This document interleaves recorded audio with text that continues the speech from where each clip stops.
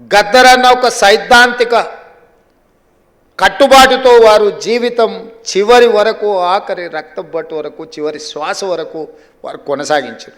మనం విభేదించి ఉండొచ్చు, విభేదించినంత మాత్రాన ఆ సిద్ధాంతం ఉండకూడదన్న ఆలోచన ఎవరికైనా వస్తే అది తప్పు. 100% నేను ఖండిస్తున్నా. విభేదించిన సిద్ధాంతాన్ని కూడా చర్చలో పెట్టడమే ప్రజాస్వామ్యము. ఈరోజు చట్టసభలల్లో అన్ని రాజకీయ పార్టీలతో పాటు అన్ని రకాల సిద్ధాంతాలకు సంబంధించిన వ్యక్తుల ప్రాతినిధ్యాన్ని డాక్టర్ బాబాసాహెబ్ అంబేద్కర్ గారు అనుమతి ఇచ్చిండ్రు అని అంటే ఆ స్ఫూర్తితో ముందుకు వెళ్ళాలి. అందుకే కేంద్ర ప్రభుత్వం పద్మభూషణ్, పద్మశ్రీ అవార్డులను ప్రకటించాలని రాష్ట్ర ప్రభుత్వాన్ని తెలియజేసినప్పుడు వ్యక్తిగా కాదు, తెలంగాణ రాష్ట్ర ప్రభుత్వంగా ఈ భారతదేశం యూనియన్ ఆఫ్ స్టేట్స్ ఏ ఒక్క వ్యక్తి యొక్క రాజ్యం కాదు, రాజ్యాధికారం కాదు. ప్రజలు ఎన్నుకున్న ప్రజాప్రభుత్వాలు, రాష్ట్ర ప్రభుత్వాలు కూడితేనే కేంద్ర ప్రభుత్వం. రాష్ట్రాలుగా ఎవరికి వాళ్ళం విడిపోతే కేంద్రం అనేది మిథ్య, కేంద్ర ప్రభుత్వం అనేది మిథ్య. ఆ వ్యక్తులు గుర్తుపెట్టుకోవాలి.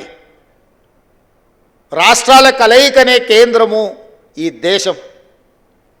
రాష్ట్ర ప్రభుత్వాలకు సంబంధించిన మేము ప్రభుత్వ అభిప్రాయంగా మా తెలంగాణ సమాజాన్ని, ప్రజలను స్ఫూర్తిని అందించి గొప్ప ఆదర్శంగా నిలబడ్డ వ్యక్తులకు అందించే పద్మభూషణ్, పద్మశ్రీ అవార్డు ఇవ్వవలసిందే.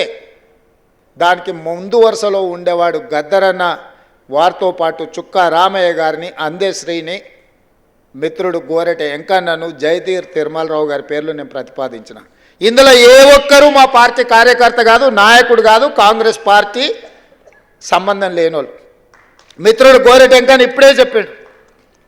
నాకు కొంచెం ముఖ్యమంత్రి గారిని చూస్తే ఏందో ఈ వేదిక మీద ఉన్నా ఉండకపోయినా ఎట్లా. 14 నెలల్లో ఏ రోజు కూడా గోరెట వెంకన్న వచ్చి నన్ను అడిగింది లేదు, నన్ను కలిసింది లేదు. అయినా వారి సమాజానికి అందించిన సేవల్ని దృష్టిలో పెట్టుకొని వారికి కూడా తెలియదు నేను లేఖ రాసిన సంగతి. నాకు తెలిసి పత్రికలలో నేను మాట్లాడినప్పుడే వారికి ఏదైనా ఐడియా వచ్చిండదు. వారికి సమాచారం కూడా ఇవ్వలేను. నేను నా బాధ్యతగా భావించిన. నాతోని విభేదించినా సరే, లేదా సమాజం కోసం వాళ్ళు నాతోని విభేదించినా ఇంకోరితో విభేదించినా అనే దానికంటే 4 కోట్ల తెలంగాణ ప్రజలతో వాళ్ళు ఉన్నారు. ఆ ప్రజలతో మమేకమైన వాళ్ళను గుర్తించాలి, వాళ్ళని గౌరవించాలన్నదే ఆలోచన. నాతో ఉంటేనే ఇస్తాం, నాతో లేకపోతే ఇవ్వమనే విధానం మంచిది కాదు అని బలంగా నమ్మి వాళ్ళ పేర్లు ప్రతిపాదించిన. నేను ఈరోజు ఇక్కడికి వచ్చిన గద్దరన్న అభిమానులను, వేదిక మీద ఉన్న పెద్దలు నేను అడుగుతున్నా. నేను ప్రతిపాదించిన గద్దరన్న కావచ్చు, చుక్కా రామయ్య గారు కావచ్చు, లేకపోతే అందశ్రీ గారు కావచ్చు, జయ జయ హే తెలంగాణ అందించిన అందశ్రీ గారు కావచ్చు, గోరెట వెంకన్న కావచ్చు, జయధీర్ తిరుమలరావు గారు కావచ్చు, ఎవరు ఎందులో తక్కువ అని నేను అడుగుతున్నా. పక్క రాష్ట్రంలో 5 మందికి ఇచ్చిండ్రు. ఆ 5 మంది కంటే ఈ 5 మంది ఏమైనా తక్కువనా? ఈ సమాజానికి మా వాళ్ళు ఆదర్శంగా లేరా? నేను ఒక పద్ధతిలో ప్రధానమంత్రి గారికి మా ఆలోచనను, మా బాధను, మా నిరసనను కేంద్ర ప్రభుత్వానికి ఒక వేదిక మీద నుంచి తెలియజెప్పి లేఖ రాస్తున్నామని చెప్పిన. కేంద్ర ప్రభుత్వం జరిగిన తప్పును సవరించుకొని భవిష్యత్తులో అయినా సరిదిద్దుకుంటుందని నేను భావించిన.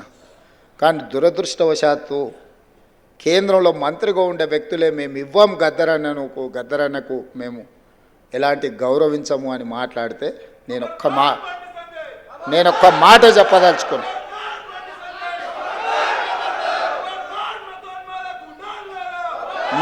మాట చెప్పదలుచుకున్నా.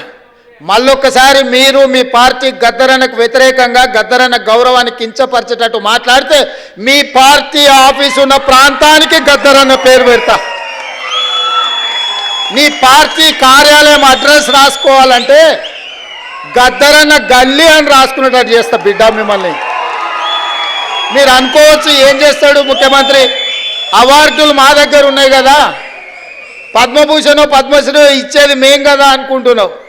కానీ నీ పార్టీ ఆఫీసు గద్దరన్న రాష్ట్రంలో ఉంది, ఆ సంగతి మర్చిపోవద్దు. నీ పార్టీ ఆఫీసు ఉన్న ప్రాంతానికి, ఆ కాలనీకే గద్దరన్న పేరు పెడితే అప్పుడు ఎవరు పేరు రాసుకుంటావు?